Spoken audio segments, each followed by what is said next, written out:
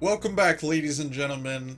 Today we're going to be talking about something I am very excited about. Something called Project Diablo 2, as you can see over here in the top left-hand corner. What is Project Diablo 2? We're going to be talking about all this stuff. We're going to try to give it a quick breakdown. Let's go first over to their website right here, and this is projectdiablo2.com. I'm going to leave a link in the description and check it out yourself. But what is Project Diablo 2? A mod for and by passionate Diablo 2 fans. We aim to maintain Lord of the Destruction experience and provide consistent ladder resets while improving on the game as if it was never stopped being developed. So basically like a Diablo 2 expansion. When will it be available? Now, as we can tell right here, closed beta. It's going to be held on October 24th, which is this coming Saturday. And then open beta will be a week after, being the 1st through the 3rd. And then the actual launch of the ladder, as you can see, Season 1 Awakening starts November 6th. Let's take a look a little bit deeper back into this here. So what's so good about Diablo 2, or Project Diablo 2 that is? There's like some really cool skill reworks. For example, as Twister, you saw Meteor there for a second. So it says right here, server resets are every 4 months, basically showing off some like different rune words and different unique items that are like rare or like haven't been used very often, and showing how they actually can be viable now. Increased build diversity. So right here we have Power Strike rework. It has like a little bit of a Nova. A Golem Mastery rework. You can actually have up to, I believe, 5 Golems currently. They can all be different ones or the same ones. It's up to you. So there's some cool things. We have new skills such as Ice Barrage and Holy Nova. There's also other ones too. I'm not going to get too much into that. He's changed like sets and uniques to be like a little bit more balanced. Also nerfing Spirit, for example, which is definitely an overpowered rune word for Talthol or Am. Endgame mapping system. Now actually let me show you a picture real quick. So as you can see, he right-clicked a map and he went into the map, and then you're going to be starting maps like you can in like PoE or Path of Diablo. Actually, what it'll be looking like, it looks fantastic, in my opinion.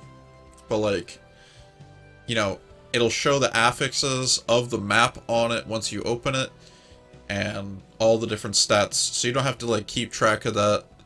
It's going to be shown on the portal. All you have to do is hover the portal. Also, there's going to be something called dungeons. I'm not sure if it's going to be in ladder 1, to be totally honest, but basically the idea is for it to be not completable on your own, where you're going to need metas of team play, where you're all doing specific things, like a tank, damage, players, supporters, healers, different things like that, where it's kind of like a raid, an objective that you try to complete together that requires more than, you know, just yourself.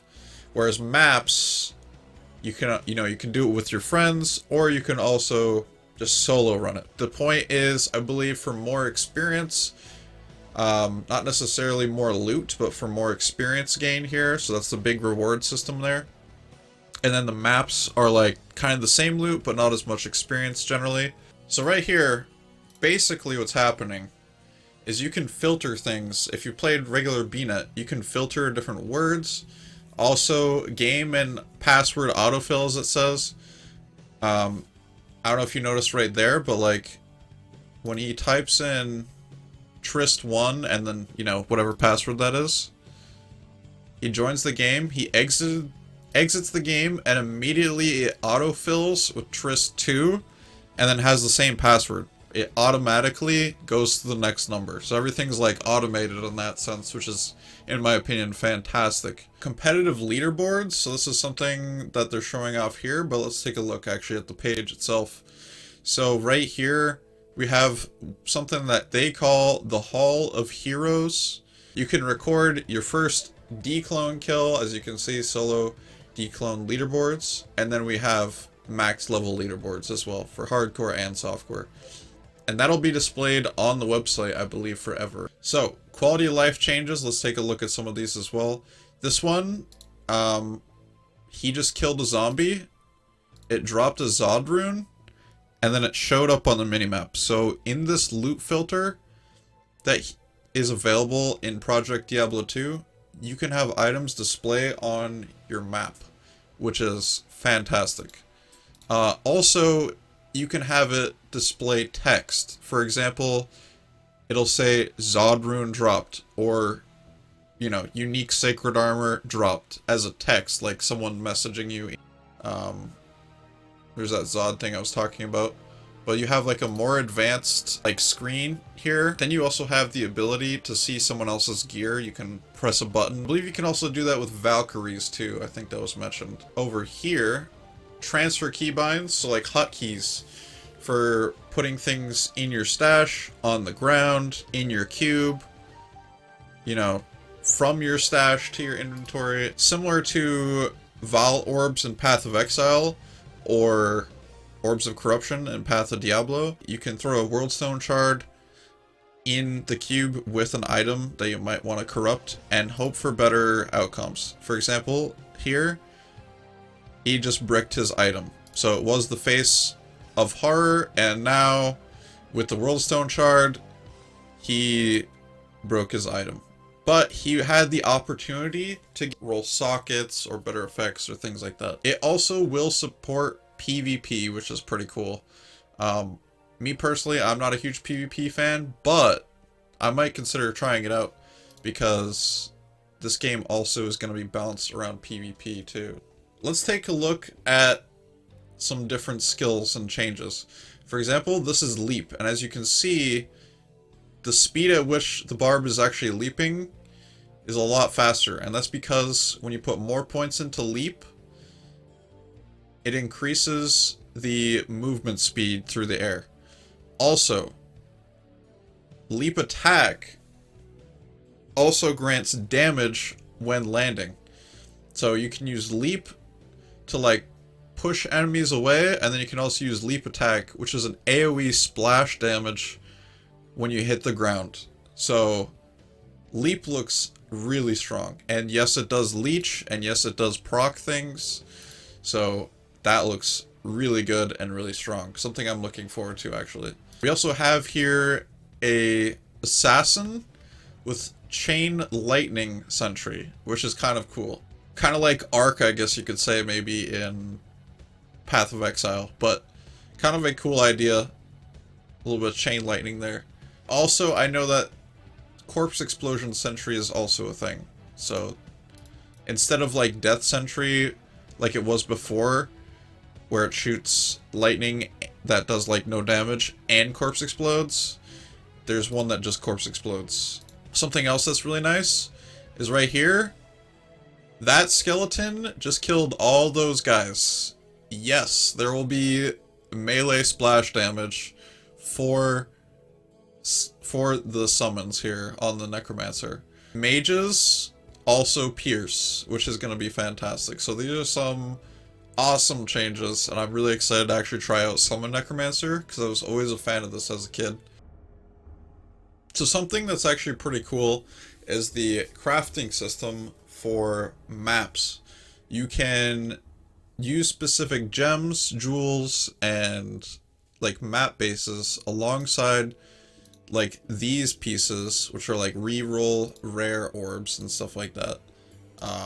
Right here, as you can see, reroll rare orb, and then you have different maps here, and you can reroll and keep re-rolling until you get the map that you actually want. So then you can also like scour it, and then like, you know, imbue it and do different types of recipes on it to like change it into a rare or put it back into a white map or whatever you wanted to do with it. Some other cool things that I wanted to show here is this video. This video is actually really awesome. Basically, all these items that he's dropping right now are from his inventory, and when he goes to actually pick them up, they actually stack. So he just picked up all those gems, and they're not in his inventory taking up space. They are stacking. Same thing with the world stone shards here. So that plus sign means they're stacked, but there's none on the world stone shards, or I believe that'll be changed. The world stone shards, that is. But as you can see, there's like quantity on each one of them. So items can be stacked, all currency items can be stacked, and they have a quantity. So way fewer mules now. Huge quality of life change. If you're doing trades on the website, you can right click a copied message and it'll paste it inside your chat with the loot filter that they're going to be using. So really easy for trades if you actually want to do it. Something similar to like Path of Exile. So that's really cool. This is actually just showing off the fact that Cain is actually up here. So they've made some minor like NPC changes. I think Act 2 is a little bit different too. They also moved them here and there to be a little bit more convenient. Again, this is the size of stash in Project Diablo 2. As you can see, we have gold and max gold down here. Then we have the inventory is nice and big as well. Something else I wanted to show off is the Enigma change. Just that the Enigma itself actually varies. So that is something that's been nerfed quite a bit. Enigma now works with like X amount of charges, and then those charges get regenerated, similar to like Flame Dash in Path of Exile. So we'll see how that all goes. Things and numbers and things can still be changed here. I also wanted to show off the Infernal set because, you know, they changed a bunch of sets and I thought this one was actually kind of interesting. You know, set bonuses have changed for Infernal Cranium, or for Infernal set, as well as instead of being half freeze duration, now it cannot be frozen, as well as 45 poison resist rather than 25. And then in addition to that, probably my favorite thing that's changed from the, what I think it was called Infernal Torch Wand, to the dagger is this dagger has O skill poison dagger. And if you don't know what O skill means, it's basically just like it doesn't require a specific class. Any class can use it, similar to how Enigma was. That was O skill teleport. And how do we get Project Diablo 2? So I believe the way it's going to work, just download and install the launcher and you're good to go. So something else definitely worth mentioning is this picture right here. So they're actually going to be upping the graphics for Project Diablo 2. So this picture on the right is vanilla Diablo 2. You can see how blocky it is. This is a zoomed in picture of like the same thing. You can see how blocky it is here, whereas like right here it's a lot smoother and you can tell like they're logs. So this is just a picture of the same thing and I kind of wanted to show it off because I thought this was an interesting example that I found. This picture, so like just zooming in, it just looks a lot less blocky. Like the assassin looks a lot more crisp. And these, you can actually tell these are rocks. So they actually changed things to make it look a lot nicer. And it's going to look great. They said it's almost 4K. So also this game will be widescreen if you couldn't tell and if it wasn't obvious already, which is also fantastic. Something else I wanted to mention is single player is supported and also Pluggy is supported for this Project Diablo 2 mod. Also, for online play, there are going to be really beefy servers, so there should be like little to no problems as far as like online gameplay, as long as you have decent internet yourself. Thank you guys again, and be sure to hit that follow button on Twitch, subscribe on YouTube, and yeah, spread the word about Project Diablo 2. I am definitely looking forward to this. I'm going to be popping out tons of content here, so definitely look forward to that, and hope you guys have a good day.